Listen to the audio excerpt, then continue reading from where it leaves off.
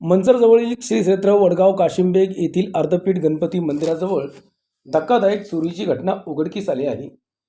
दान करण्याच्या बहाण्याने दोन अज्ञात चोरट्यांनी एका महिलेचे तब्बल 5 लाख रुपये किमतीचे सोन्याचे मंगळसूत्र लंपास केले आहे. या धक्कादायक चोरीचा प्रकार CCTV कॅमेऱ्यात कैद झाला असून मंचर पोलीस ठाण्यात चोरट्यांविरोधात गुन्हा दाखल करण्यात आला आहे. याबाबत अधिक माहिती अशी की श्री क्षेत्र वडगाव काशिमबेग येथे अर्धपीठ गणपती मंदिराजवळ पायरीजवळ मंगेश शेटे यांच्या पूजेचे साहित्य विक्रीचे दुकान आहे.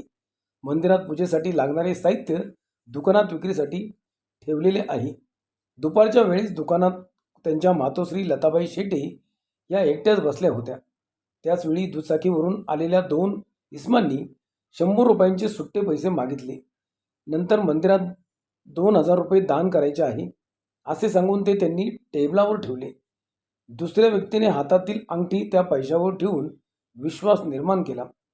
त्यानंतर दोघांनी लताबाई शेटे यांना बोलण्यात गुंतवून गळ्यातील मंगळसूत्रही त्या पैशाबरोबर ठेवण्यास भाग पाडले. सर्व वस्तूंची पुडी बांधून ती लाल रंगाच्या पिशवीत ठेवण्यात आली.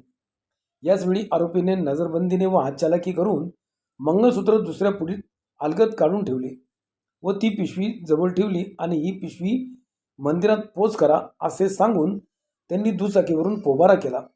काही वेळाने लताबाई शेटे यांनी पिशवी उघडून पाहिली असता त्यातील मंगळसूत्र नसल्याची त्यांच्या लक्षात आले.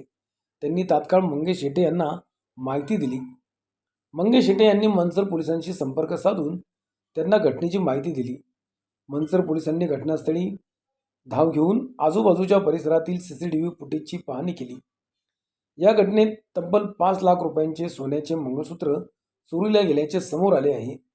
आरोपी सराईत चोरटे असल्याचा प्राथमिक अंदाज पोलिसांनी व्यक्त केला आहे. मंचर पोलीस घटनेचा पुढील तपास करत आहेत.